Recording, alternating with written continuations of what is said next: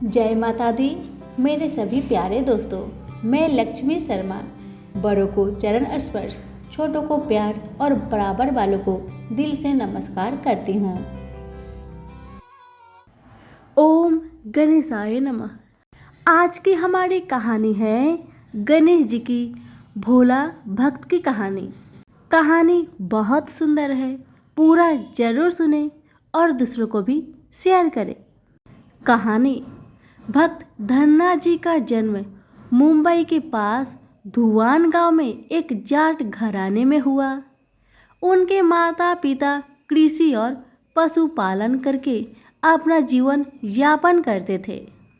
वह बहुत निर्धन थे। जैसे ही धन्ना बड़ा हुआ, उसे भी पशु चराने के काम में लगा दिया। वह प्रतिदिन पशु चराने जाया करता। गांव के बाहर ही कच्चे तालाब के किनारे एक ठाकुर द्वार था, जिसमें बहुत सारी ठाकुरों की मूर्तियां रखी हुई थी। लोग प्रतिदिन वहां आकर माथा टेकते व भेंट अर्पण करते।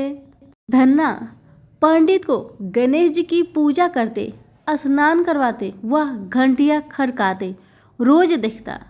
अल्प बुद्धि का होने के कारण वह समझ नहीं पाता। एक दिन उसके मन में आया कि देखते हैं कि क्या है। उसने एक दिन पंडित जी से पूछ ही लिया कि आप मूर्तियों के आगे बैठकर आप क्या करते हो। पंडित जी ने कहा, गणेश जी की सेवा करते हैं, जिससे कि मनोकामनाएं पूर्ण होती है। धन्य ने कहा, यह गणेश जी मुझे भी दे दो। उससे छुटकारा पाने के लिए पंडित जी ने कपड़े में पत्थर लपेटकर दे दिया। घर जाकर धन्य ने पत्थर को गणेश जी समझकर स्नान कराया और भोग लगाया। धन्य ने कसम खाई कि यदि गणेश जी आप नहीं खाएंगे तो मैं भी भूखा ही रहूंगा। उसका यह प्रण देखकर प्रभु गणेश जी महाराज प्रकट हुए तथा लड्डू खाकर जल पिए। इस प्रकार धन्य ने अपने भोलेपन से पूजा करने और साफ मन से पत्थर में भी भगवान को पा लिया। जब धन्य को लगन लगी, उस समय उसके माता पिता बूढ़े हो चुके थे और अकेला नवयुवक था। उसे ख्याल आया कि ठाकुर को पूजा से खुश करके यदि सब कुछ हासिल किया जा सकता है तो उसे अवश्य ही यह करना होगा, जिससे घर की गरीबी चली जाए तथा सुख आए। ऐसा सोचकर ही वह पंडित जी के पास गया। पंडित ने पहले भगवान देने से मना किया कि वह ठाकुर की पूजा अकेले नहीं कर पाएगा। दूसरा दिन अनपढ़ हो, तीसरा दिन गणेश भगवान जी मंदिर के बिना कहीं नहीं रहते और ना ही प्रसन्न होते हैं, इसलिए तुम जिद मत करो और खेतों की संभाल करो। ब्राह्मण का धर्म है पूजा पाठ करना, जाट का कार्य है अनाज पैदा करना। परंतु धन्ना टस से मस न हुआ। अपनी पिटाई के डर से पंडित जी ने जो गणेश मंदिर में फालतू पड़ा था उठाकर धन्य को दे दिया और पूजा पाठ की विधि भी बता दी। पूरी रात धन्य को नींद न आई। वह पूरी रात सोचता रहा कि गणेश जी को कैसे प्रसन्न करेगा और उनसे क्या मांगेगा।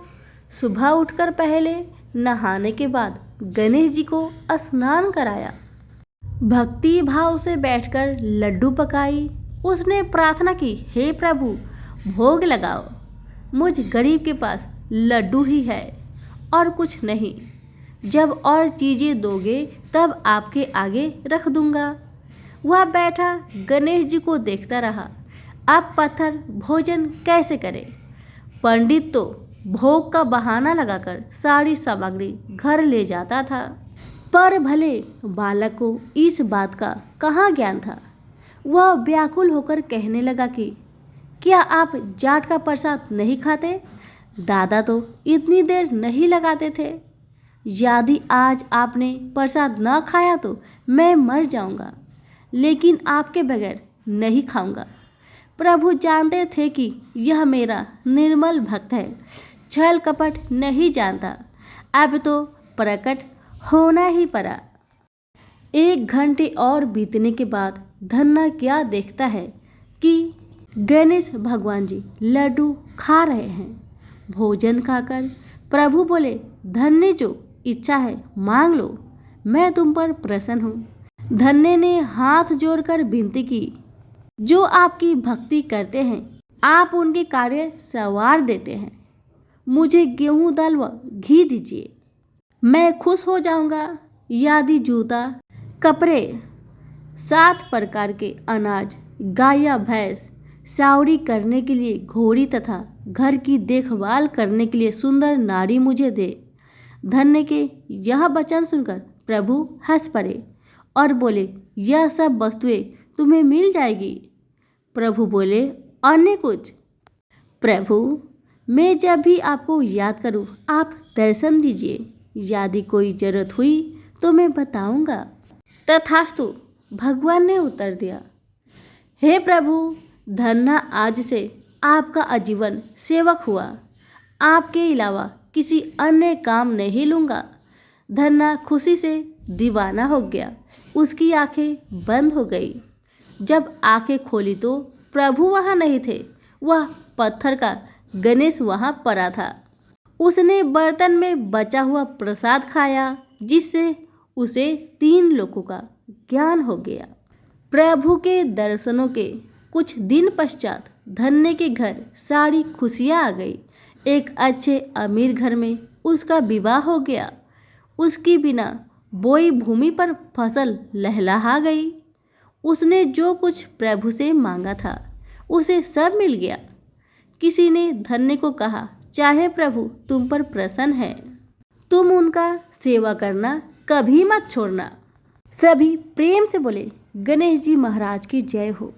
हे गणेश जी महाराज, जैसे आपने उस गरीब धन्य पे कृपा करी वैसे सभी पर करना। सभी प्रेम से बोलो, गणेश जी महाराज की जय हो। धन्यवाद।